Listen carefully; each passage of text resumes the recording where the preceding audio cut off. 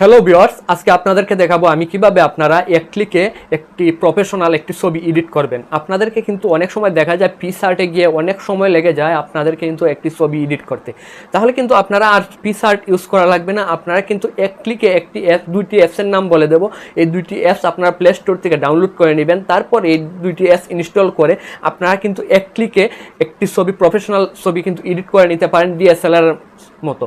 তাহলে কিভাবে আপনারা এডিট করবেন এবং কোন কোন অ্যাপস দ্বারা আপনারা এডিট করবেন আপনাদেরকে আমি বিস্তারিত আমার এই ভিডিওতে দেখিয়ে দেবো। তাহলে চলুন, আপনারা প্রথমেই চলে যাবেন প্লে স্টোরে গিয়ে দুইটি অ্যাপস ডাউনলোড করে নেবেন। একটি অ্যাপসের নাম হলো লাইটরুম আর আরেকটি অ্যাপসের নাম হলো প্রিসিট অ্যাপসটি ডাউনলোড করে নেবেন।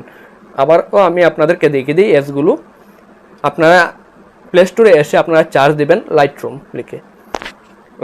লিখে চার্জ দেওয়ার পর এই অ্যাপসটি ডাউনলোড করে নেবেন। 100 MBর একটি অ্যাপস লাইটরুম, এই অ্যাপসটি ডাউনলোড করবেন। তারপর যে দ্বিতীয় অ্যাপসটি, সেই অ্যাপসটি আপনাদেরকে দেখিয়ে দিই। এই অ্যাপসটি হলো প্রিসেট। এই অ্যাপসটিও কিন্তু ডাউনলোড করে নেবেন আপনাদের স্মার্ট মোবাইলে ডাউনলোড হয়ে গেলে প্রথমেই আপনারা লাইটরুমটা অ্যাপসটিকে ওপেন করে নেবেন। প্রথমে আপনারা লাইটরুম অ্যাপসটি ওপেন করে এই লাইটরুম অ্যাপসটি আপনারা রেজিস্ট্রেশন করে নেবেন আপনাদের একটি জিমেল আইডি দিয়ে। এখানে দেখুন স্কিপ চাচ্ছে নিচে, এই স্কিপে ক্লিক করে দেবেন। তারপর এখান থেকে দেখুন ফেসবুক বা গুগল জিমেল দিয়ে কিন্তু সাইন আপ চাচ্ছে। আপনারা গুগল এর জিমেল দিয়ে আপনারা সাইন আপ করে নেবেন।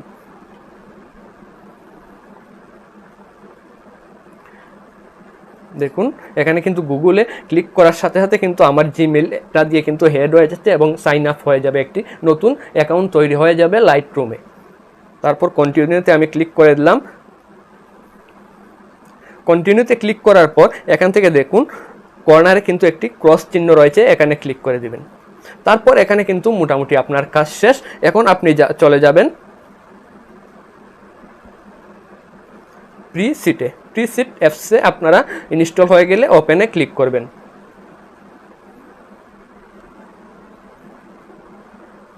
একটু সময় অপেক্ষা করবেন, লোড নেওয়ার জন্য একটু সময় দিবেন। তারপর ডাউনলোড হয়ে গেলে এখানে দেখুন অনেকগুলো ছবি রয়েছে। এই ছবিগুলোর মতো কিন্তু আপনারা এডিট করতে পারবেন আপনাদের ছবিগুলো। এখানে দেখুন অনেকগুলো ছবি রয়েছে, অনেকগুলো ডিএসএলআর ছবি তোলা, কিন্তু এগুলো কিন্তু এডিট করা, এই ছবিগুলো কিন্তু এডিট করা।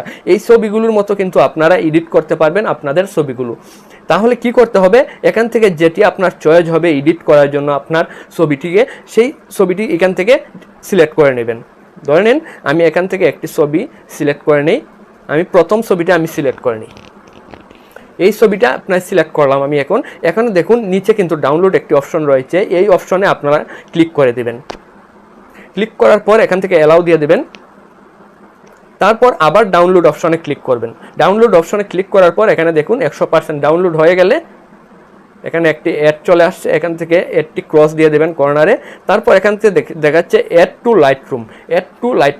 এখান থেকে আপনারা অ্যাড টু লাইটরুমে ক্লিক করে দেবেন।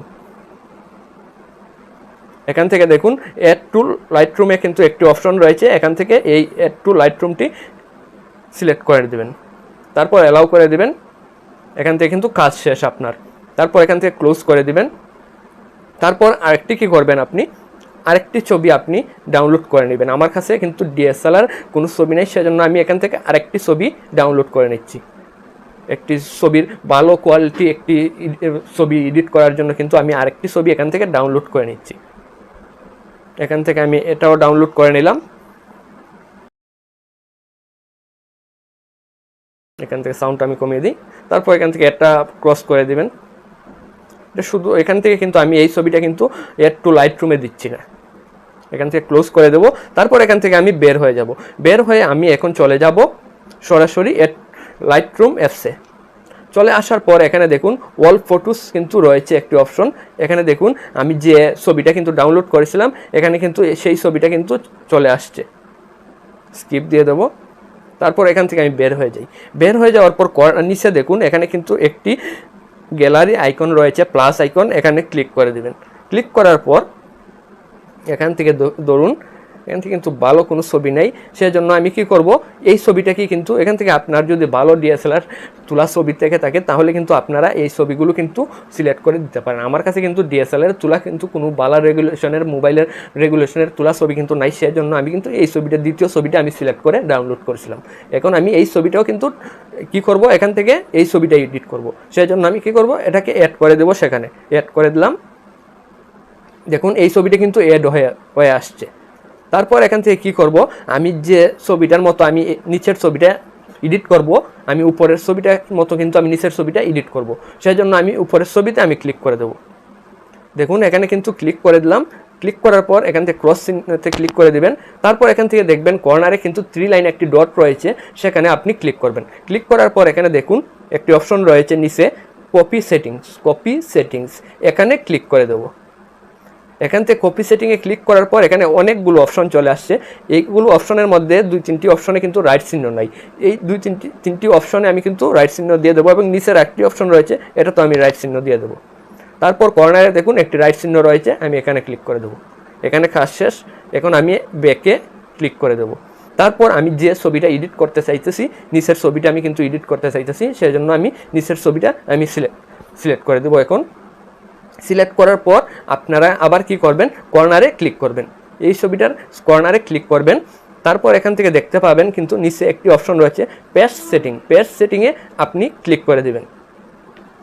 দেখুন এখন কিন্তু যে ছবিটা আগের ছবিটার মতো কিন্তু এই ছবিটা কিন্তু হয়ে গেছে।